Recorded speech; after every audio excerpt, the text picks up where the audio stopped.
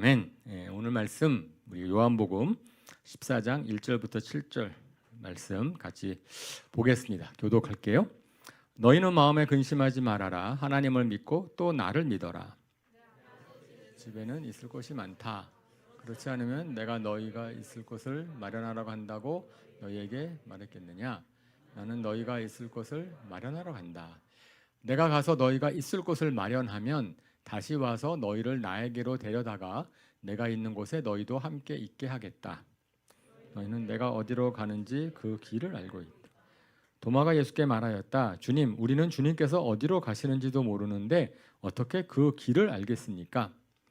예수께서 그에게 말씀하셨다. 나는 길이요 진리요 생명이다.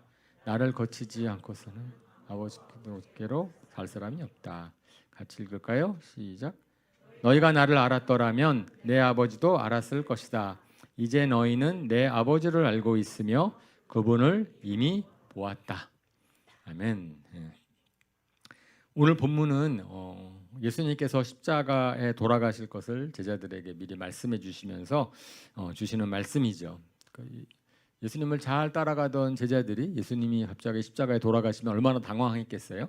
당황할 것을 미리 아셨기 때문에 마음의 준비를 하도록 주시는 말씀입니다. 그래서 이제 예수님께서 천국에 돌아가실 때 너희가 있을 곳을 마련하러 가겠다. 너희도 다시 이제 천국에 가도록 내가 예비하겠다라고 말씀을 하시는 거죠. 이 말씀대로 예수님께서는 정말 부활하시고 또 성령을 주시고 제자들로 하여금 천국에 대한 확신을 주셨습니다. 오늘 본문에서 사실은 앞에 부분을 얘기를 하였지만은 이제 4절부터 7절까지 계속 반복되는 주제가 있어요. 그것이 길이죠, 길. 그래서 예수님께서 말씀을 하십니다. 길 이야기를 하세요. 너희는 내가 가는 길을 너희가 안다. 어디로 가고 있는지 너희가 안다라고 얘기를 하시는데 도마가 어디로 가는지도 모르는데 우리가 그 길을 어떻게 압니까? 라고 물어봅니다. 그러니까 이제 그때 대답하시는 것이 6절에 아주 오늘의 암송 구절이기도 하고 아주 유명한 말씀이죠. 나는 길이요 진리요 생명이다. 나를 거치지 않고서는 아무도 아버지께로 갈 사람이 없다. 네, 아멘. 네, 저 말씀에서 오늘은 저 구절 중에서 특별히 나는 길이다라고 말씀하시는 그런 내용에 대해 살펴보려고 합니다. 우리 인생을 갖다가 길이라고 많이 표현을 하지요. 그죠? 우리가 너 어느 길을 가고 있니? 내 길, 우리 삶의 모습, 삶의 방향, 그 삶을 우리 길이라는 거로 많이 표현을 합니다. 우리가 지금 어디로 가고 있는가? 오늘 설교 주제는 주님과 동행하는 길이라고 하는 건데, 길이라고 할 때 딱 떠오르는 우리가 이제 그런 거 두 갈래 길이라는 시가 있습니다. 혹시 여러분들도 들어보신 적 있을 것 같아요. 프로스트의 두 갈래 길이라는 시 있지요. 길이 하나만 있으면 좀 쉬운데 그냥 가면 되니까. 이제 두 갈래 길 있을 때 어느 길로 가야 되나? 그것에 대해서 저 로버트 프로스트가 가지 않은 길이라는 주제로 시를 적었죠. 나는 이제 낙엽을 따라 쭉 길을 가다가 한쪽 길을 걸었는데 나중에 마음속에서는 다른 길도 가봐야지라고 마음 먹고 있었지만 결국은 알고 있었다는 거죠. 내가 이 길을 취하면 다른 길로는 다시 가지 않을 것이다. 왜냐하면 계속해서 길이 이어져 있으니까 돌아올 길이 없으니까. 그러면서 맨 끝에 제가 빨간색으로 잠깐 표시했지만 숲속에 두 갈래 길이 있었다고 나는 사람이 적게 간 길을 택하였다고 그리고 그것 때문에 모든 것이 달라졌다고. 그래서 우리는 이제 인생을 삶의 길로 표현했을 때 내가 어느 길로 갈 것인가를 결정하는 것이 매우 중요하지요. 왜냐하면 한쪽 길을 가게 되면은 다른 길로 돌아가기가 좀 어려우니까 그렇습니다. 그래서 가장 복된 인생이라고 한다면 나는 잘 살았다. 내가 가야 될 길을 내가 잘 갔다. 그 길을 가기를 참 잘했다라고 마지막에 고백하게 되면 좋겠죠. 이제 여러분들 앞에 많은 길이 놓여 있을 거예요. 이제 특별히 청년 여러분들은 진로에 고민이 있을 것이고, 내가 전공을 뭐로 할지, 이 전공을 한다 할지라도 난 직업을 뭐로 가져갈지, 그 다음에 나중에 물론 결혼할 때도 아니면 장소를 내가 거할 곳을 찾을 때도 다 결정을 하게 되어 있습니다. 그런 두 갈래 길, 세 갈래 길이 계속 있을 터인데 여러분들이 어떤 길로 가게 될지에 대해서 오늘 생각해 보기를 원합니다. 여러분 지금 어떤 길을 가고 계시는지 아세요? 어떤 길을 가고 계세요? 그래서 제가 여러분들이 어떤 길을 가고 있습니까? 가끔 가다가 오늘도 사실은 한 형제랑 일부 예배 시간 끝나고 나서 진로 상담 얘기를 했는데 이제 저도 학교에 있다 보니까 진로에 대해서 상담하러 학생들이 옵니다. 그러면은 이제 어떻게 하는 게 좋을까요? 라고 이제 질문을 하는 거죠. 뭐 어느 길을 가든지 다 괜찮은데 너가 대학원에 와도 괜찮고 취업해도 괜찮고 그 길을 근데 저는 이제 항상 물어봅니다. 어떤 기준으로 너가 길을 선택하기를 원하니? 너가 바라는 게 뭔데? 앞으로 너는 어떻게 되고 싶어? 뭐 이런 거를 물어보는 거죠. 그러니까 당장 이렇게 하는 게 좋으냐, 저렇게 하는 게 좋으냐, 눈앞의 것을 판단하기 이전에 그 좀 어떤 기준으로 길을 갈 건데?라고 물어보는 거지요. 그럴 때 답을 어떻게 합니까? 그래서 한 세 가지 유형이 있어요. 이제 그 다음 슬라이드를 보여주시면, 네, 잘 몰라요. 아무 생각 없이 살아요. 이렇게 대답하는 사람이 많더라고요. 그래서 대학원을 갈까요? 직장을 다닐까요? 이렇게 물어봤을 때 너는 나중에 10년 뒤, 20년 뒤 뭐가 되고 싶은데? 그리고 너가 나중에 어떤 거를 살면서 하면 참 좋을 것 같으냐? 즉각 답을 못합니다. 별로 생각해보지 않았다라고 하는 거지요. 그냥 눈앞에 있는 것에 최선을 다해서 살아온 거예요. 있는 대로 살아왔다라고 이야기를 합니다. 그리고 과거에는 어떤 꿈도 가져봤을 수 있는데 점점 현실을 깨닫게 되는 거야. 아, 이렇게 가는 길 내가 원하는 대로 잘 되지 않는 거구나. 그냥 그런 거를 깨달으면서 이제는 그래서 젊은 사람들이 있었던 트렌디한 용어 중에서 소확행이라는 게 있잖아요. 요즘도 그런 얘기 하나요? 소확행이 뭐죠? 네, 소소하지만 확실한 행복. 그러니까 난 당장 눈앞에 행복한 일을 찾겠다. 미래에 뭐가 있는지는 난 잘 모르겠으니까 불확실한 미래를 바탕으로 그걸 근거로 해서 지금 내가 고생을 하느니 소소하지만 확실한 현재의 행복을 더 추구하겠다. 근데 그것은 미래에 대한 대비가 안 될 수 있잖아요. 소확행만 추구하다 보면은. 근데 예수님은 이런 우리들의 모습을 보면서 목자와 같은 목자 없는 양과 같다라고 말씀을 하십니다. 마태복음 9장 35절 36절에 우리 같이 한번 읽어볼까요? 시작.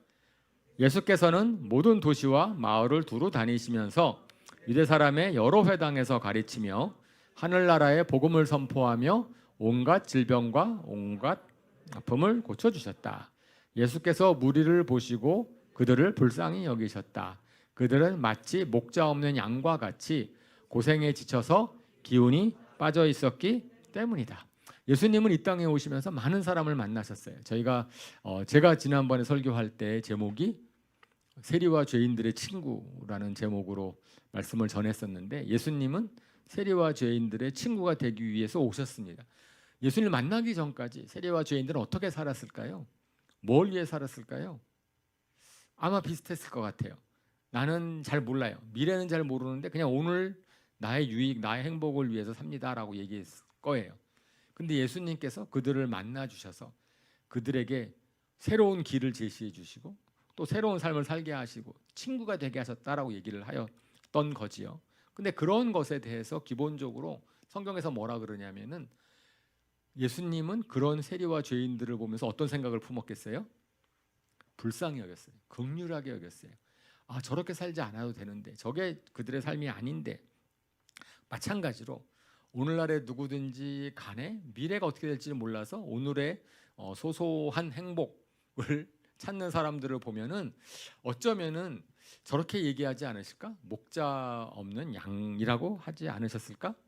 그 다음 슬라이드를 하나 보여주시겠어요? 여러분들 중에서 저 책을 읽으신 분들이 계실 것 같은데 슬라이드를 넘겨주세요. 예, 필립 켈러라는 분이 쓴 양과 목자의 책을 혹시 읽어보셨어요? 읽어보신 분이 계시고 안 읽어보신 분이 있다면 뭐 읽어봐도 좋을 책이에요. 7년 동안에 양을 치는 목자 일을 하다가 이제 실질적으로 목사님이 되신 다음에 쓰신 책인데, 자 경험을 통해서 양이 어떤 존재였는지를 갖다가 설명을 하는 거죠. 설명을 하면서 이제 시편 23편에 대한 그런 해설을 하고 있는 책인데, 그 책을 보면은 여러분들 그 양떼 목장 같은 데 가서 양을 보잖아요. 그러면 양이 어때요? 첫 번째 느끼는 거는 더럽죠. 양은 깨끗해야 될 것 같은데 양떼 목장 같은 데 가서 양을 보면 되게 더러워. 사실은 생각해 보면은 하얀데 목욕을 안 하니까 더러울 수밖에 없을 것 같긴 해요. 그죠? 털은 하얀데 뭐 근데 거기선 더럽다는 얘기는 없어요. 저 책에서 그 대신에 양은 겁이 굉장히 많다라는 얘기를 하고, 그 다음에 이게 뭐죠? 넘어지면 일어나지 못하고 뭐 여러 가지 양이 정말 목자 없이 그냥 살 수 없는 존재로 쫙 얘기를 하는데, 그 중에서 이제 말씀하시는 것은 양은 매우 근시안이다. 그러니까 눈앞에 있는 것 보지 못한다. 그러면서 자기 양이 딱 앞에 풀이 있으면은 그 풀을 뜯어 먹느라고, 그죠? 다른 양들이 어디를 가는지 어떻게 하는지 풀만 있으면 풀만 쭉 따라가서 길을 잃어버리기도 하고 무리에서 외톨이 되기도 하고 절벽에 이르기도 하고. 그러니까 그 얘기는 뭐냐면 눈앞에 있는 이익 때문에 눈앞에 있는 거 쫓아가다 보면은 그 뒤에 낭떠러지가 있는지 내가 다른 잘못된 길로 가고 있는지 그걸 알지 못한다는 거예요. 그러면서 그러기 때문에 양은 반드시 목자가 필요하다. 그리고 풀을 뜯어 먹을 때 뿌리까지 다 뜯어 먹어서 양이 그냥 먹고 난 데는 아주 뭐죠? 황무지가 된다는 거예요. 그러니까 목자는 계속해서 양을 갖다가 움직여야 된대. 왜냐하면은 잔디가 그래야 다시 살아나니까. 저 책을 보면은 그 시편 23편에 있는 말씀 한 구절 한 구절들의 의미가 이제 실감 있게 다가오는 거죠. 목자로서의, 그러니까 우리는 지금 양을 안 쳐봤으니까 모르지만 그 당시에 이스라엘 양 치는 것이 많은 쪽에서는 훨씬 더 실감이 있었겠죠. 더군다나 다윗은 목자였으니까. 그러면서 예수님께서 이제 목자 없는 양과 같다라고 했을 때는 그런 것이 아닐까. 우리 사람도 미래에 어떻게 될지 모르니까 눈앞에 있는 그냥 이 눈앞에 있는 것을 추구하면서 하루하루 살아가는, 그러면서도 그냥 만족하는 그런 면이 있지 않을까. 그런데 하나님께서는 목자 없는 양처럼 여긴다라는 거죠. 근데 여러분들이 만약에 인생 가운데 나도 그렇게 살아왔는데 라는 것이 동의가 된다면 여러분들은 소망이 있습니다. 왜냐하면은 왜요? 내가 목자가 필요한 존재구나 느끼는 것이 이것이 복인 거예요. 나는 내가 그렇게 살지 않고 좀 다르게 살 수 있지 않을까라고 하는 거죠. 사실은 제가 이제 예수님 믿을 때 만날 당시가 그러했던 거죠. 저도 뭐 저의 간증을 몇 파라 했지만 어차피 이기적인 세상 사람들은 다 그런데 나도 그냥 나의 만족을 추구하며 살아야 되겠구나라고 이제 마음 먹고 있었던 것이었는데, 그때 성경 말씀을 보면서 성경 말씀이 저한테는 빛처럼 여겨진 거예요. 다르게 살 수 있는 거구나, 이렇게 살지 않아도 되는 거구나라는 걸 깨달은 거죠. 그러니까 첫 번째 응답이 아무 생각 없이 살아요. 그냥 제가 있는 대로 그냥 하루하루 살 뿐이에요라고 하는 답이 있는 반면, 또 실질적으로 많은 사람들이 하는 어떤 길을 가고 있습니까? 라고 얘기하면은 두 번째 답을 또 많이 얘기합니다.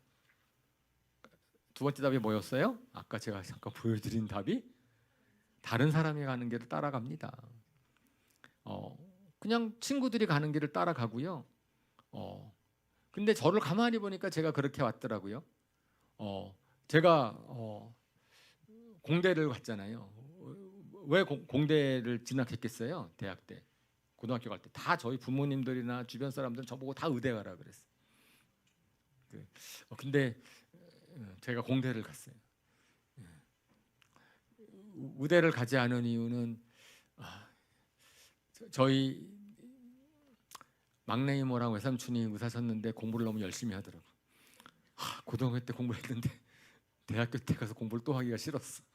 그래서 이제 그다음에 뭐 그런 이유랑, 근데 고등학교 때 친구들이 막 싸우는 거를 봤는데 한 친구가 막 피를 흘리는데 제가 막 비유가 너무 힘든 거예요. 보는 게. 그래가지고 난 피를 못 보는 자신이 없었어. 그래서 그 두 가지 이유로 말미암아서 제가 공대를 갑니다. 공대를 알고 간 게 아니에요. 공대 가면 뭐 하는지 하나도 몰랐어요. 그냥 보니까 우리 삼촌이 공대 나오셨는데 잘 노시더라고. 그래서 아 공대 가면 노는가 보다. 근데 지금까지 공부하고 있어요 제가. 그러니까 얼마나 이렇게 생각 잘못하는. 저는 올해 의사가 부럽더라고. 그냥 6년 고생하고 나면은 공부 안 해도 되는 것 같고 별로 그냥 직장 다니면 되는 것 같은데 나는 지금 60 넘어서까지 공부를 계속 해야 되니. 예, 그죠? 모르는 거예요 인생은. 근데 어쨌든 공대를 갔어. 공대 가가지고 이제 전공을 정하는데 놀랬어요. 공대를 딱 들어갔더니 그때는 전공으로 안 뽑고 그냥 대학으로 뽑아서 갔더니 과가 19개나 있는 거예요. 19개 중에 선택을 해야 되는 거예요. 19개. 놀랍죠? 공대 19개 과가 있었어. 그중에서 2학년 올라갈 때 어느 과를 가야 되지? 근데 제가 뭐 좋아하는 게 뭐가 있는지 몰라요. 그냥 어제 놀러 왔으니까. 내가 뭐 특별히 그때는 뭐 적성 검사하지도 않았고 그런 것도 안 했어. 그래 봤더니 저쪽이 제일 인기가 좋대. 아 그래요? 그럼 인기 좋은데 가야지. 그래서 인기 좋은데 그 당시에 인기 좋아서 그 모과를 갔어요. 우리 선재 형제가 있는 과. 그 과가 인기가 그 당시 좋았어. 그래서 거길 갔어. 거기 가가지고 또 이제 공부를 하는데 이제 대학원을 갈지 뭘 할 취업을 할지 뭐 결정을 하고 그 당시에 또 전공을 뭐로 할지 결정을 했는데 내가 뭐 아나요? 그냥 봤더니 새로운 교수님이 딱 임명하셨는데 그분이 뭐 뭘 한대 전공이 있고 그래 그분 그 전공이 좋대. 그럼 또 가야지 뭐. 그래서 또 그 전공 가고. 그래서 뭐 전공 선택하는 것부터 과 선택, 전공 선택 뭐든지 간에 뭐 제가 좋아서 한 게 아니라 그냥 덩달이. 근데 누가 좋다 그러더라 그러면 가는 거예요. 가는데 대학원 딱 들어갔는데 알고 봤더니 몰랐어요. 대학원 들어갈 때까지. 근데 대학원 들어가고 나서 유학 가는 길이 있다는 거예요. 근데 돈이 없어도. 그래서 그래? 그럼 유학 가야지. 국비 유학이라는 게 있다는 걸 처음 알았어. 대학원 들어가서. 그래서 그때부터 유학 준비를 막 하고 이렇게 와서 유학을 온 거잖아요. 그러니까 내가 지금까지 왔을 때 나는 다른 사람이 얘기한 거를 따라갔고, 그죠? 그냥 그렇게 하면 해온 거예요. 그러다가 제가 이제 고민이 됐다 그러지 않았습니까? 유학 가서 그 다음엔 내가 뭐 해야 되지? 그런데 그때부터는 내 생각을 해야 되는데 기준이 없는. 그러면서 다른 사람이 이제 머리가 컸으니까 저한테 얘기해 주는 사람을 가만히 봐도 믿을 만한 사람 하나도 없고 별로 없고 내 인생을 책임져 줄 것 같지도 않고 그리고 무엇보다도 그 길을 정하면은 그 길은 그냥 글로 가는 거니까 인생이 그때는 좀 심각해지더라고요. 사실 그래서 성경을 보기 시작을 하였고 이와 같이 근데 이것이 저만의 문제인가? 예. 아마 많은 사람들이 그럴 것이다라고 생각을 해요. 물론 이제 요즘에 보면은 너무 또 주관이 강해가지고 제가 요즘에는 야 너 생각이 틀릴 수도 있어 그렇게 막 오래 그 거꾸로 얘기하기도 하지만 근데 많은 경우에 군중 지금도요 저희 과에 오면은 저희 연구실에 아무도 안 와 대학원으로 왜냐 했더니 지금 다 AI 하는데 너 왜 AI 하는데 남들이 다 AI 공부해요. 그럼 야 너 컴퓨터 전공은 달라. 5년 뒤 10년 뒤 어떻게 될지 몰라. 아무리 꼬시도 안 와. 그냥 제 인기 있는 걸 가는 거예요. 아니 뭐 군중 안에 있으면 불안한 거예요. 내가 다른 길로 혼자 가는 게 좀 불안해. 같이 그냥 덩다리로 가는 괜찮아. 나만 손해 보나 다 같이 손해 보는데 뭐 잘못될 확률도 별로 없고 많은 사람이 가는 거로 가면 그죠? 제가 여러분도 뭐 유행 따라가잖아요. 옷도 막 한 번은 촥 쪼이는 거 입다가 한 번 확 바지 입다가 막 그냥 뭐 막 이렇게 돌아가잖아요. 그래서 막 퍼져 있을 때 넓은 폭이 있을 때 입은 청바지를 내가 입지도 못했는데 지금 입지를 못해. 입으면은 또 유행이 다 지나갔다고 입지 말라 그러고 뭐 그러는 거잖아요. 옷도 그렇고 뭐도 그렇고. 네, 우리 이제 부모도 세대들 되잖아요. 부모 세대 되면 또 자녀 여러분들이 중고등학교 때 하는 그러한 부모님들은 어떤 고민했겠어요? 공부 학원을 어떤 학원을 보내냐, 뭐 보내냐 막 그런 고민하거든요. 그러면은 제가 그런 고민 안 하는 딱 하나의 방법이 있습니다. 강남에서 빨리 다른 곳으로 이사 가세요. 이제 뭐 애들을 교육열이 강한 부모들은 계속 강남으로 가려고 하잖아요. 그리고 거기 가서 고생하세요. 이제 뭐 학원을 얼른 학원을 보내니 뭐 해보니 그러면은 그 대신에 강북에서 사시는 분들은 훨씬 마음이 편해. 주변에 아무도 안 그러거든. 그래서 학원 안 보내도 애들 공부 잘하거든. 뭐 이럴 수 있잖아요. 그러니까 사실은 우리가 누구의 말을 듣느냐 이런 것에 대해서 많은데 성경에서도 그런 얘기 있지 않습니까? 마태복음 7장 13절 14절 말씀 우리 말씀 볼까요? 네, 한번 읽어봅시다. 시작. 좁은 문으로 들어가거라. 멸망으로 이끄는 문은 넓고 그 길이 널찍하여서 그리로 들어가는 사람이 많다. 생명으로 이끄는 문은 너무나도 좁고 그 길이 비좁아서 그것을 찾는 사람이 적다. 예. 사람들은 넓은 길을 가기를 원해요. 근데 그 길이 생명으로 이끄는 길이 아니다라고 얘기를 하는 거지요. 사실은 하나님 믿지 않는 사람들이 가는 길은 하나님이 말씀하시는 그 길과는 다른 길입니다. 왜냐하면 사람들은 자기의 욕망대로 자기의 유익을 위해서 사는데 반해서 그죠? 또 하나님이 인도하시는 길은 그렇지 않은 거죠. 하나님을 따르는 사람은 역사적으로 늘 소수였습니다. 늘 소수였어요. 가인이 아벨을 죽이자 하나님께서 에노스라는 그런 이제 아들을 이제 또 주시고 그 셋을 주시고 셋의 아들 에노스 때 하나님의 이름을 불렀더라. 그러면서 믿음의 사람들을 하나님 남겨두셨는데 앞불사 시간이 지나면 지날수록 하나님을 예배하는 사람들이 줄어들어서 나중에 노아 한 명밖에 안 남았어. 그러니까 하나님께서 노아의 시대에 홍수를 보내시죠. 만약에 하나님께서 노아의 시대에 홍수를 보내지 않으셨으면 어떻게 됐을까?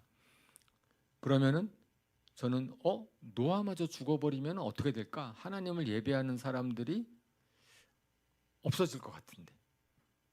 그러니까 하나님께서 노아의 시대 참고 참다가 마지막 때에 심판을 내리셨다. 그러니까 오늘날도 하나님께서 참고 참다가 마지막 때에는 이제 하나님께서 심판을 하실 것이다라고 얘기를 하는 거지요.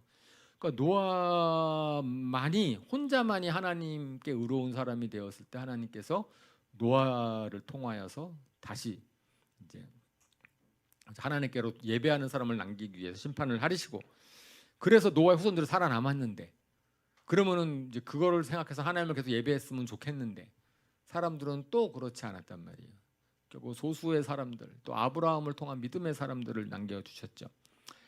세상에서 많은 사람들이 가는 길은 안전한 길이 아닙니다. 그래서 그거 갖다가 계속해서 알려주려고 하나님께서는 믿음의 사람들을 보내주시고 예언자를 보내주시고 그래서 아니다라고 얘기를 하는데 그런 얘기를 사람들이 듣기 싫어하니까 그 사람들이 어떻게 했어요? 예언자를 죽여버렸어요. 그 말을 하는 사람을 죽여버려요. 그 말을 듣고선 자기가 돌이키기는커녕 예언자 말을 딱 죽이면 그러면은 문제가 해결되나요? 안 되죠. 안 되니까 결국은 망하고 그것이 요즘 우리가 읽고 있는 성경 매일 성경에서도 보고 있는 바이지 않습니까? 또 그 얘기를 오늘부터 또 통독으로 들어갔죠. 그죠? 그러니까 하나님께서 마지막으로 하신 것이 뭐예요? 예언자를 통해서 안 되니까 결국은 당신의 아들 예수 그리스도를 이 땅에 보내셔서 이 땅에 보내셔 가지고 이제는 그러면은 좁은 길에 대해서 설교로 말씀을 해주시고 그 다음에는 그 길을 따라갈 제자들을 부르기 시작하신 것이죠. 여러분들 수요일 날 제자반 수강하시는 분들이 계시죠? 제자 훈련 받으시는 분들이 계시죠? 제자반 훈련 받으시는 분들이 뭐 하는 거예요? 이제는 좁은 길로 가겠다. 예수님을 따르는 좁은 길로 가겠다라고 자원하는 반이지 않습니까? 넓은 길로 가는 사람들에게 그 길로 가는 것이 생명의 길이 아니다. 멸망으로 가는 길일 수 있다라고 이야기를 하는 거죠. 저는 교회를 그 전에 10년 동안 유학 가기 전에 10년 동안 교회를 다녔지만 저는 좁은 길을 가지 않았습니다. 그 당시에는 그냥 저도 똑같이 다른 사람 친구들 안 믿는 친구들이랑 다름없이 살았어요. 주일날 예배드리고 헌금하는 것은 빼놓지는 않았지만 주중에는 그냥 좁은 길 갈 생각 안 하고 넓은 길을 걸었던 것이죠. 그러다가 근데 제가 그렇게 했던 이유는 예수님을 믿는 길이 저렇게 좁은 길이다라는 거를 배우지 못했고 또 그걸 가르쳐 주는 곳에 제가 가지를 않았어요. 그래서 누가 저한테 이제 학교 다닐 때 예수님 믿는 친구들, 잘 믿는 친구들이 와서 얘기하려고 그러면 전 도망 다녔어요. 나도 교회 다녀. 도망 다니고 오래 그랬던 이제 그런 생활을 보냈기 때문에 이제 문제의식 없이 살다가 이제 보니까 예수님 믿는 것은 저거는 정말 좁은 길이구나. 왜냐하면은 생명으로 사람들은 기본적으로 자기 마음대로 살기를 원하는데 저 길은 혼자서 가기가 어려운 길이기 때문에 그런 거죠. 그래서 많은 사람들이 가는 길이니까 나도 따라간다. 매우 위험합니다. 생각해 보셔야 돼요, 그죠? 앞으로 결정을 하실 때 다른 사람이 하니까 나도 그렇게 합니다. 여러분들 전공을 택하던 아니면 직장을 택하던 뭘 택하던 좀 생각을 해보셔야 되겠죠. 그 다음에 또 세 번째의 응답이 아까 뭐였냐면 세 번째 또 이런 답을 해요. 나의 길을 가고 있습니다. 어떤 친구들은 확신이 있어요. 자기 주관을 갖고 있어요. 저는 그런 분들 많이 봤습니다. 주변에 예를 들어서 특별히 어떤 사상이나 이념 갖고 있는 분들이 있어요. 그래서 옛날에 우리 데모할 때는요, 자기의 오름을 위해서 생명을 걸어요. 저는 대단하다고 생각을 해요. 어떻게 자기의 생명을 걸 만큼 생명이 소중한데 어떻게 저럴 수 있지? 그러니까 자기의 주관이 굉장히 강한 친구들이 있죠. 이제 그렇게 하는 사람들이 있으면 못 말려요, 그냥. 제가 근데 그런 사람도 멋있어 보인다면 이게 문제야. 멋있어 보여. 그래서 제가 대학 다닐 때 좋아했던 팝송 중에 하나가 프랭크 시나트라의 마이 웨이라는 곡 혹시 아세요? 옛날에 저희 때는 유명했던 My Way, The End is Near, The Final Curtain 어쩌고저쩌고 하는 게 있어요. 그러면은 어떤 내 친구가 그 노래를 부르는데 너무 멋있어 보이는 거야. 그래서 저도 갑자기 그 노래가 이제 좋아지기 시작했어요. 그 노래의 가사는 뭡니까? 인생의 말년에 부르는 노래예요. 돌아켜 보는 건데 나는 내 방식대로 살았어. 나는 후회하지 않아. 이것이 나의 인생이야. 결국은 my way, 내 길을 내가 선택해서 걸어왔으니까 이제 말년에 됐을 때 나는 그냥 이렇게 이런 노래예요. 그죠? 그 사람이 정말 자신만만해서 부른 노래는 아니라 할지라도 가사는 my way, 난 내 길을 간다라고 이야기를 하는 거예요. 그래서 이렇게 다양해. 어떤 사람은 어디로 가는지도 모르고 가. 어떤 사람은 많은 사람이 따라가는 길로 가. 어떤 사람은 내 길을 가. 내가 생각한 대로. 근데 성경에서는 어떤 방식으로 어떤 길을 가든지 간에 그 길은 사람이 만든 길은 생명으로 인도하는 길이 아니다라고 말씀을 하고 있는 겁니다. 그래서 하나님께서는 생명으로 인도하는 길을 알려주시기 위해서 진리로 사는 길을 알려주시기 위해서 이 땅에 오셨다라고 하는 것이 예수님이 말씀하시는 말씀의 내용이죠. 내가 곧 길이요 진리요 생명이다. 예수님께 천국 얘기를 하시면서 내가 하나님께로 가는 길을 너한테 알려준다라고 얘기를 하는 거거든요. 그래서 우리는 그러면 내가 어떤 길을 가고 있는가를 한번 돌이켜 봤으니까 그러면 예수님이 말씀하시는 길은 뭔가? 예수님의 길은 어떤 길인지에 대한 특징을 보면 그죠? 주님의 길. 첫 번째로는 예수님은 그 목적지를 알려주세요. 어떤 길이든지 간에 길은 종착역이 있는데 예수님이 가는 길에 목적지가 있다? 그것은 누구에게 가는 길이에요? 하나님께로 가는 길이다. 하나님의 나라로 가는 길이다. 그러니까 내가 내 인생을 어떤 길로 가게 할 것인가를 생각했을 때 가장 중요하게 첫 번째 생각해야 되는 것은 나는 어디를 가고 싶은가예요. 내가 세상에서 성공하는 길을 가고 싶은가?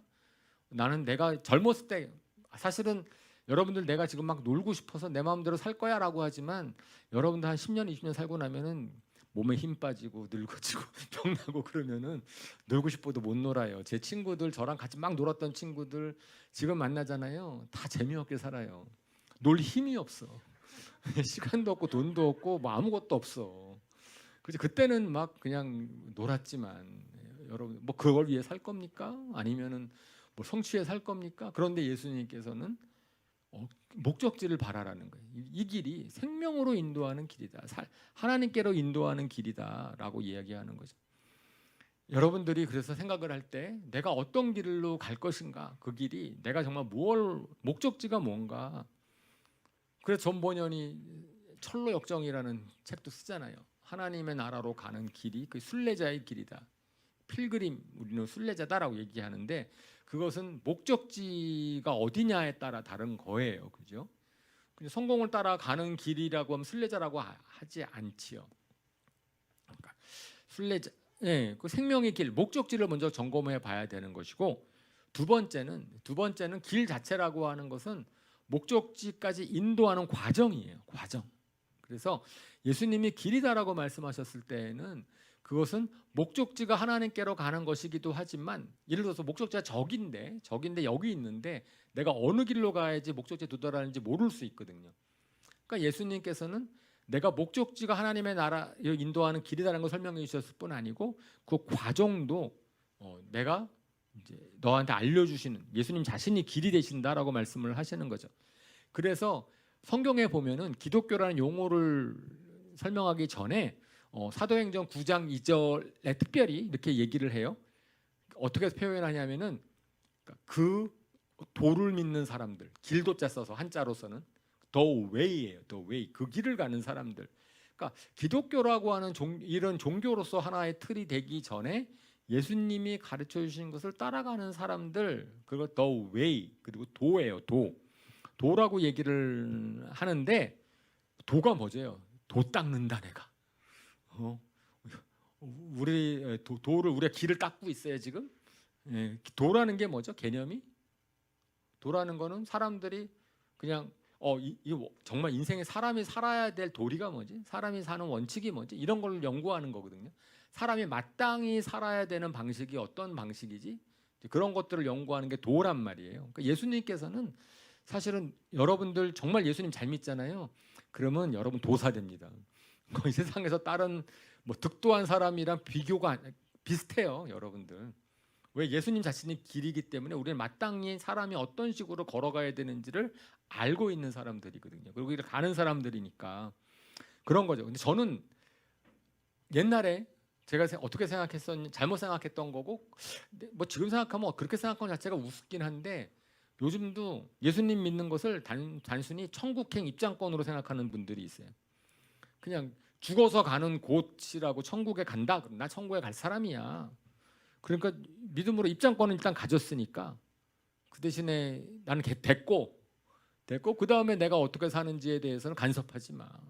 너 왜 남의 신앙을 판단하려고 해? 내가 어떻게 살든지 간에 나 예수님 믿고 천국 갈 사람들인데, 이렇게 생각하는 경우가 있는 오해죠. 오해. 예수님께서 말씀하시는 게 그렇지 않은데,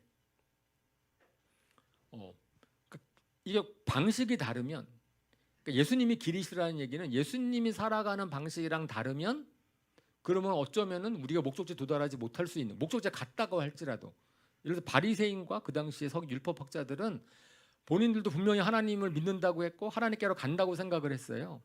그런데 어떻게 된 거예요? 예수님이 말씀하시는 거랑 다른 길을 가고 있었던 거예요. 그러니까 예수님이 그걸 깨우쳐 주시려고, 야, 너희가 아무리 하나님을 믿는다고 하나님 나라 가고 싶다고 하여도 그 길은 틀렸어. 왜? 예수님의 길이 아니니까. 그러면 마찬가지로 우리는 율법학자들과 바리새인들과 같이 막 율법을 잘 지키지도 않아요. 그런데 나는 예수님 믿었으니까 천국 갈 거야라고 얘기를 하면서 따르게 살아. 그러면 그 길은 천국으로 가는, 인도하는 길인가요? 예수님의 길이 아닌데? 바리새인들한테도 그 길이 아니다라고 얘기하셨던 예수님이신데, 그러면은 예수님의 길을 가지 않는 사람들한테는 나는 천국 갈 수 있다라고 하는 거를 예수님이 가만 두시겠습니까? 그렇지 않잖아요. 그렇죠? 예수님이 길이시니까. 그래서 우리가 하나님께로 가는 목적지로서의 길만 중요한 것이 아니고 내가 그 길을 가고 있느냐가 중요한 거예요. 잘못된 길을 가고 있으면 예수님께서 내가 가는 길을 너희가 가야 된다라고 말씀을 하시는 거죠. 그것이 이제 우리가 성경을 통해서 우리가 배우는 거지요. 그래서 예수님께서 뭐라 그러시냐면은 7절에, 오늘 본문의 7절에 뭐라고 말씀하셨어요? 나를 아는 것이 내 아버지를 아는 것인 것이다. 너희가 나를 알았다면 내 아버지도 알았을 것이요 너희는 내 아버지를 알고 이미 그를 보았다. 그러니까 예수님을 통해서 우리는 하나님께 가는 길을 알아요. 예수님을 통해서 하나님이 누구신지를 알아요. 요한복음 17장 3절에 잘 아는 말씀 이렇게 말씀하고 있습니다. 요한복음 17장 3절 말씀 한번 읽어볼까요? 시작. 영생은 오직 한 분이신 참 하나님을 알고 또 아버지께서 보내신 예수 그리스도를 아는 것입니다. 영생, 영원한 사는 것, 구원받는 것, 하늘나라 가는 것, 그것은 예수님을 아는 건데 그것은 어떻게 되는 거냐면은 예수님의 길을 가면서 예수님을 알아가는 거예요. 예수님과 동행하면서 알아가는 것이죠. 이것이 복음입니다. 예수님께서는 자 너희는 저기까지 가야 돼. 그리고 알아서 가. 라고 말씀하시지 않았어요. 그건 불교죠. 해탈해요. 우리가 해탈해야 되고 알아서 막 떼야 되고. 그런데 예수님께서는 내가 그 길을 너랑 같이 가겠다. 나랑 동행. 내가 갈 테니까 너희 따라와라. 라고 이야기를 하는 거예요. 그래서 우리가 아까 길 얘기를 했는데 때로는 우리 살면서 내가 어떤 판단을 내려야 되지? 뭘 해야 되지? 무엇이 옳은지 그른지를 갈등할 때가 있습니다. 일을 계획할 때 아니면 다른 사람 갈등 가운데 있을 때 그럼 어떻게 하면 좋겠습니까? 주님의 길을 가는 사람이란다면 아마 이 질문을 해보는 거죠. 주님은 어디로 인도하실까? 주님이라면 어떻게 하셨을까? 예수님이라면 어떻게 하실까? 저 책도 이제 안 읽어보신 분들은 꼭 읽어보시기를 권해 추천해 드립니다. 소설책인 예수님이라면 어떻게 하실까? 라는 것은 그냥 실화는 아니고요. 그냥 픽션이에요. 찰스 셸던 목사님이라는 분이 쓰신 것인데 그분이 목사이셨는데 그 책에 나오면은 어떤 한 불황자가 목사님을 찾아오는데 그 교회가 불황자를 도움을 주지 못해요. 그냥 이렇게 문전 박대까지는 아니지만 외면하니까 그 불황자가 이제 죽습니다. 그래서 목사가 회개하는, 교회가 잘못됐다. 우리 교회가 잘못됐구나. 그러면서 이제 성도들을 모으죠. 성도들을 모으면서 이제 회개하면서 예수님처럼 살 사람들, 교인들이 한 몇 명이 모였든지 간에 그 중에서 정말 이 중에서 제자반한 거랑 똑같은 거예요. 우리 예수님을 위해 살기로 결단하는 사람들은 따로 예배 끝나고 나서 모이십시다. 그래서 모여서 이제 그분들한테 서약을 맺는 겁니다. 우리가 예수님처럼 살아봐야 될 터인데 직장에서 갈등 순간이 있을 때 어떤 결정을 내릴 때 예수님이랑 어떻게 하실까라는 것을 한번 물어보는 실천을 합시다. 그래서 그 책은 이제 각종 삶의 곳곳에서 거기에 헌신에 참여했던 사람들이 그 질문을 해보는 거예요. 예수님이랑 어떻게 하실까요? 라고 하면서 자신의 삶의 형태를 바꾸는, 그러면서 간증이 넘쳐나는 그런 책이거든요. 그러는 거죠. 그러니까 예수님의 길을 간다. 예수님과 같이 길을 간다라고 하는 것은 내가 삶의 순간순간마다 결정을 내려야 되거나 뭐 판단을 내렸을 때 주님께 물어보는 거고, 주님이라면 어떻게 하실까? 주님 어떻게 하면 좋겠습니까? 사실은 그것이 쉬지 않고 기도하라는 말의 의미고, 사실은 그것이 주님과 동행한다는 말의 의미이지요. 그래서 예수님은 그렇게 우리와 함께하기를 원하신다. 예수님은 우리와 동행하기를 원하신다. 예수님은 우리를 인도해 주기를 원하신다. 과정입니다. 삶의 과정. 그것이 예수님은 길이시다라는 것의 의미라는 거예요. 예수님은 길이요 진리요 생명이다. 길이십니다. 예수님은 우리가 어느 길로 가든지 간에 그 길로 가는 길인데, 거기에서 세 번째 그 의미는 다른 길은 없다는 거예요. 만약에 다른 길이 있으면 그러니까 예수님 따라가지 않으면 되지 않습니까? 그런데 예수님께서는 나로 말미암지 않고는 아버지께로 올 자가 없다라고 말씀을 하시는 거거든요. 그러니까 유대교도 그렇고 그 다음에 이슬람도 그렇고 전부 다 하나님을 믿어요. 그렇죠? 창조주 하나님을 믿고 구약의 하나님을 믿습니다. 그런데 그들의 하나님이랑 우리가 믿는 하나님이랑 같아요? 다르단 말이에요. 그게 문제이죠. 같으면, 그러니까 요새는 근데 여러분들이 나가게 되면은 종교다원주의, 뭐 봐라, 인류 역사상 가장 정말 심한 험한 전쟁은 다 종교 전쟁이야. 결국 종교가 다 다르다고 해가 싸우는 거잖아. 그러니까 인류의 평화를 위해서 우리가 정말 다른 종교도 인정하고, 그리고 어차피 뭐 다 하나를 믿는다고 하는데 그래야 되는 것 아니야? 라고 하는 것이 이제 종교 다원주의의 이유죠. 그리고 그래서 다른 종교 믿으면 안 되는데 우리의 주장은 기독교는 독선적이라 그러고. 그런데 우리가 왜 그럴 수밖에 없어요? 네. 예수님이 길이라고 말씀하셨고 예수님 외에는 다른 길이 없다고 말씀을 하시니까 그러는 거죠. 저희는 종교 전쟁 반대합니다. 그러면 안 되고, 당연히 하나님은 억압적으로 힘에 의해서 복음 전하는 것을 결코 원치 않으셨어요. 타종교 믿는 사람 존중해야 되죠. 그런데 그렇다고 해서 그 길을 갈면은 목표에 도달한다라고 얘기할 수는 없는 거죠. 우리 양심상 그렇지 않을 거니까. 그죠? 이런 말 있잖아요. 뭐로 가도 서울만 가면 되잖아. 그랬는데 앞불싸. 난 이 길이 서울로 가는 길인 줄 알았는데 점점 좀 멀어져. 그죠? 처음에 시작은 조금 해도 방향이 달라지면 완전히 다른 길로 가거든요. 제가 이제 여행 가는 동아리를 하는데 지리산을 종주하겠다고 지리산을 가겠다고 지리산을 딱 갔어요. 제가 리더가 돼서 한 10대 명을 대원들을 데리고 갔는데 비가 그 전날 엄청 왔어. 그래가지고 분명히 길을 가는데 뭐죠? 등산하는 사람들은 길을 잊어버리면은 이렇게 리본 따라가거든요. 리본 보면서 그 길을, 사람들이 길이 애매하면 리본을 다 붙여놔요. 그 길이다라고 알려주는 거죠. 어떤 계곡을 딱 건넜는데 리본이 있는 거야. 그래서 저 리본 따라가면 되겠다. 길이 어딘지 잘 모르겠는데. 그래서 리본을 따라갔는데 길을 잃어버린 거예요. 산에서. 지리산 백담사에서 올라갔는데 백담사 계곡을 쫙 올라가다가 리본 따라갔더니 해가 지려 그래. 그래서 해가 지는데 어떻게 하면 좋겠습니까? 경험 많은 선배들이 야 이거 이상하다, 내려가야 되지 않겠냐. 어떻게 내려가요? 우리가 몇 시간 올라왔는데. 근데 물이 없으니까. 물이 없으면 밥도 못 해 먹고 해가 지는데 어떻게 하겠습니까? 딱 그런데 해가 뉘엿뉘엿 정말 어둑어둑해지는 그 시점인데 앞에서 누가 있어 앞에서. 그래서 야 반갑다 저 사람. 근데 그 사람 뭐 하나 그랬더니 텐트 치고 있어. 그러더니 어떻게 되냐, 당신들 왜 여기 있냐 그랬더니 자기네가 길을 잃어버려가지고 자기 찾으라고 리본을 붙이면서 왔대. 어쩐지 리본이 새 거더라. 그래가지고 그 리본 따라서 저희는 그냥 잘못된 길을 따라갔는데, 그래도 그 사람이 잘한 게 하나 있어요. 잘한 게 뭐냐면은 바위를 타고 흘러내리는 물을 발견한 거야. 그러니까 물을 발견하니까 거기에서 텐트를 치고 그 물을 받아다가 이제 밥을 해 먹은 건데, 그 저희도 오케이 더 이상 안 되겠어. 그 상황을 듣고 나서 판단을 내려야 되잖아요.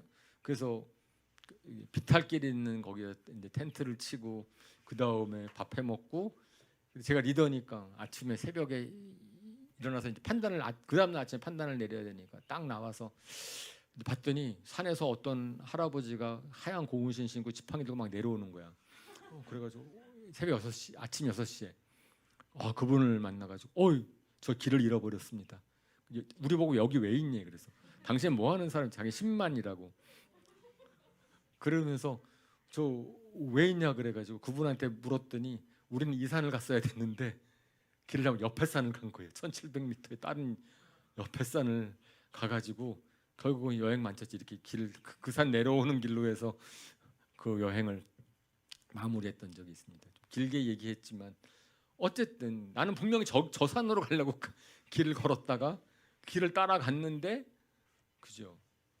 잘못된 길을 가가지고선 그럴 수 있는 거죠. 목적지나 뜻이란 관계에 있는 것이 아니고, 그러니까 타 종교에도 길이 있다.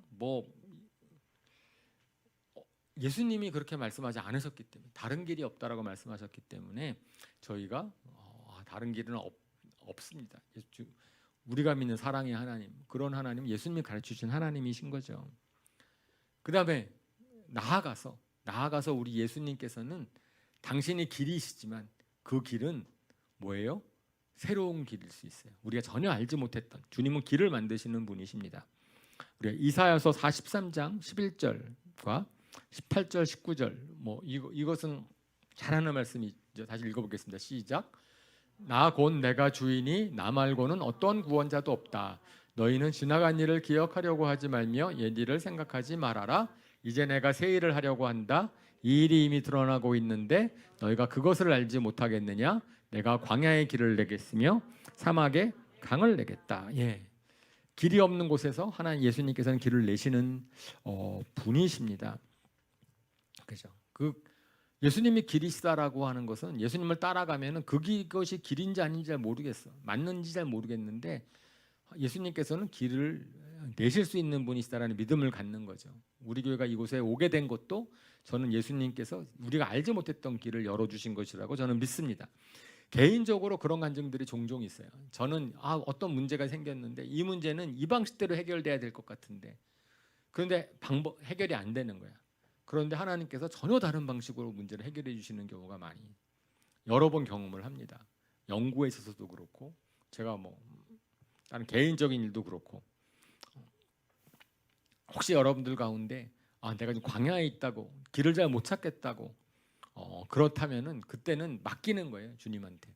내가 주님한테 길을 제시하는 게 아니고 주님은 새로운 길을 여실 수 있는 분이십니다. 그럼 예수님께서 내가 길이다라고 얘기했을 때는 그것도 포함된다는 거죠. 나는 길이 없어 보인다고 생각을 합니다.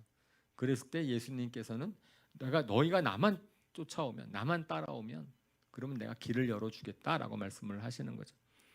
그래서 길을 걷는다, 주님의 길을 걷는다라고 하는 것은 주님과 동행한다는 것 자연스럽게 의미를 합니다. 주님이 길이시기 때문에 주님과 동행하는 것을 의미를 하시죠. 혹시 예수님이 나랑 동행하신다라고 얘기했을 때 이런 그림을 갖고 있으면 곤란합니다. 내가 막 길을 가고 주님은 따라오고. 사실은 우리는 그러고 싶어 해요.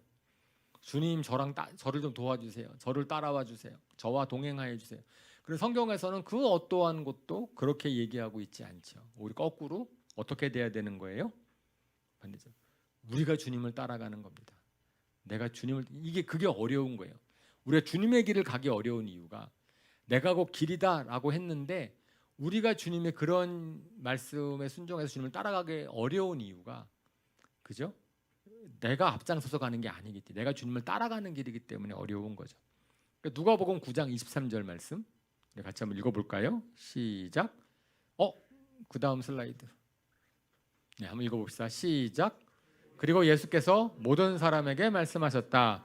나를 따라오는 사람은 자기를 부인하고 날마다 자기 십자가를 지고 나를 따라오너라.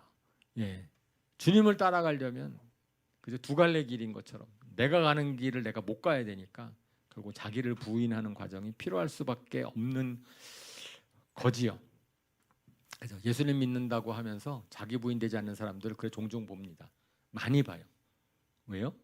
자기의 길을 고집하기 때문에 내 생각, 내가 지금까지 해왔던 방식, 그리고 나의 유익이 되는지 안 되는지 판단하는 것. 네. 근데 그거를 고집하고서는 주님의 길을 따라갈 수가 없어요. 그래서 예수님께서 말씀하시는 거죠. 그런 너를 부인해야 된다. 부인하지 않고서는.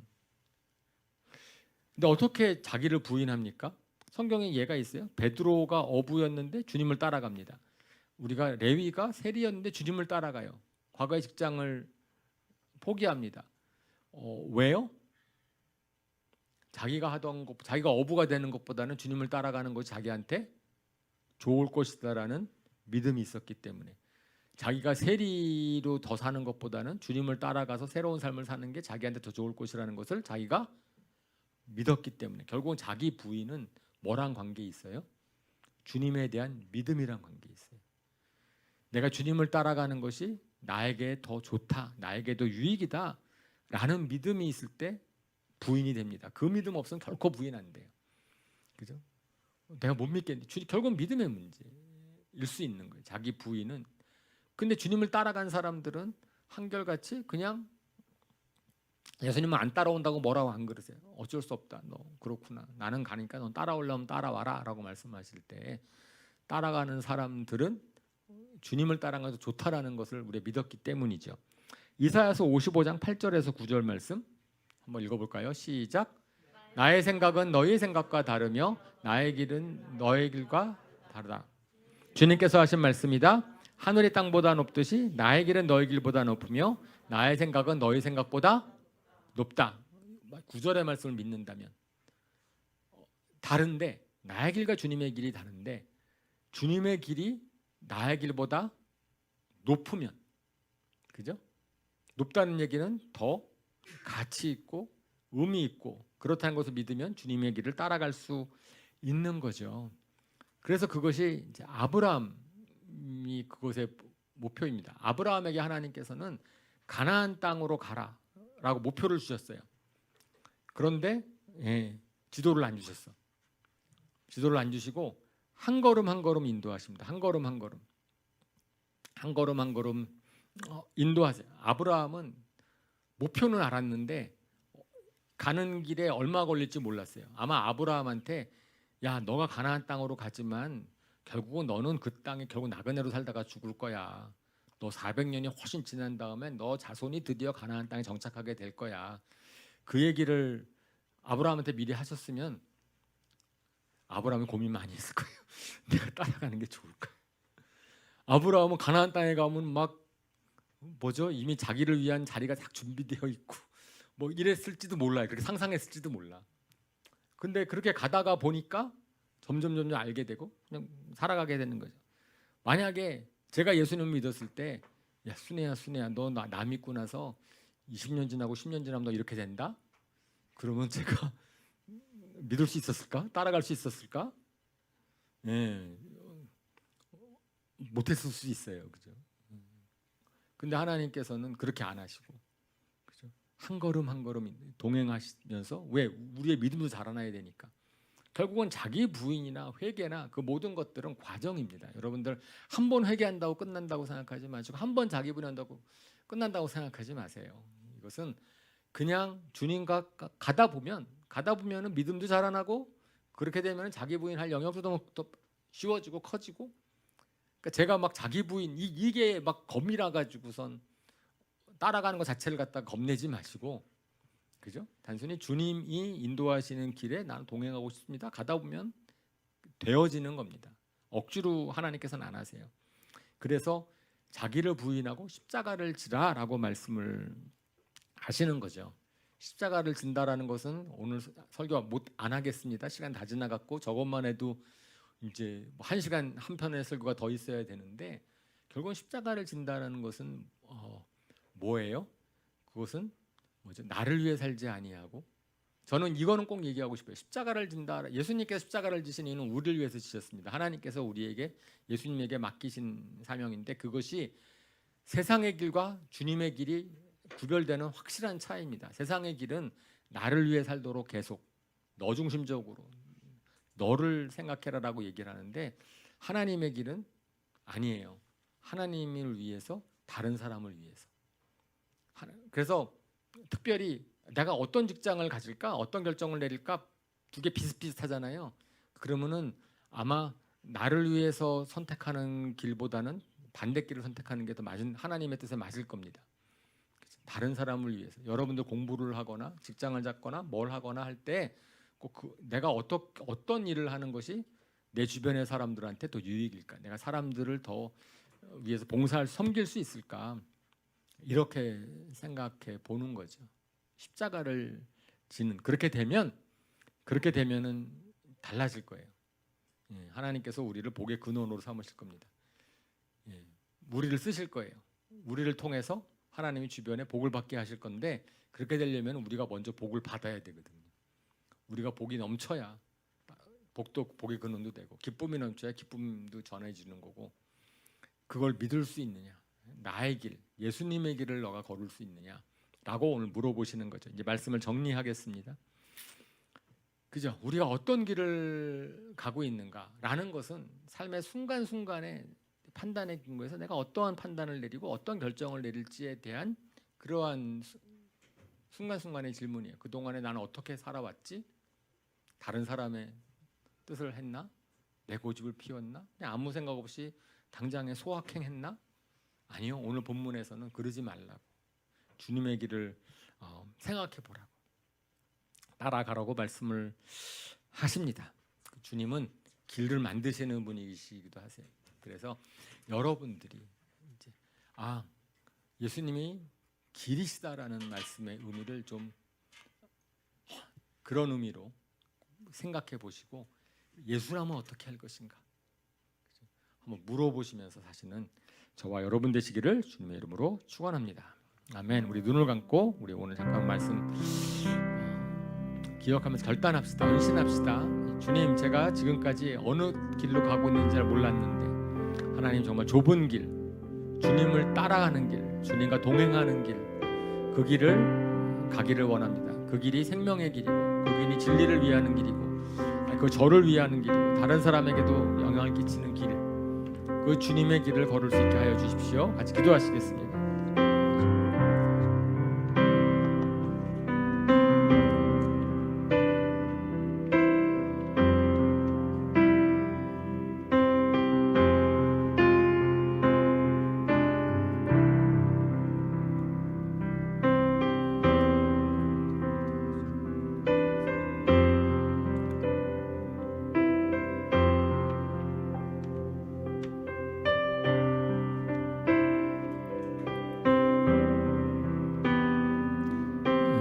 다 일어나셔서 우리 찬송가 430장 1절부터 3절까지 우리 부르겠습니다.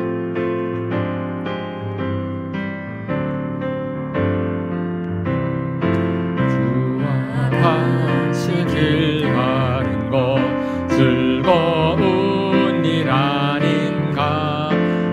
우리 주님 걸어가신 발자취를 밟겠네.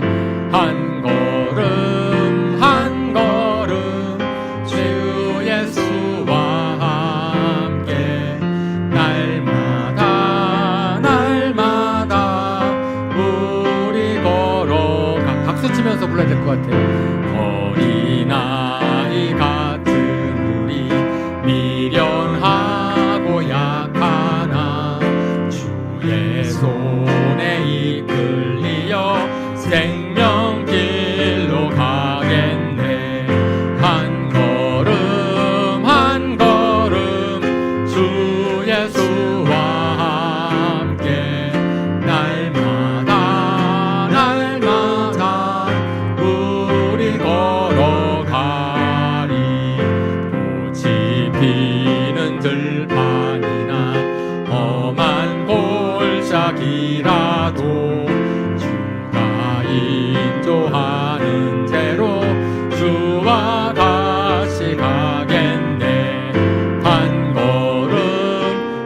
걸음 주 예수와 함께 날마다 날마다 우린 걸어가리. 아멘. 정말 주님 감사합니다. 정말 주님 이 길이시라고 하는 것의 의미를 살펴보았습니다. 주님과 같이 길 가는 것이 정말 우리 찬송가의 가사처럼 즐거운 일인 것을 저희를 알게 하여 주십시오. 하나님, 그것이 평안의 길인 것을 알게 하여 주시고 가치 있는 것인 것을 알게 하여 주십시오.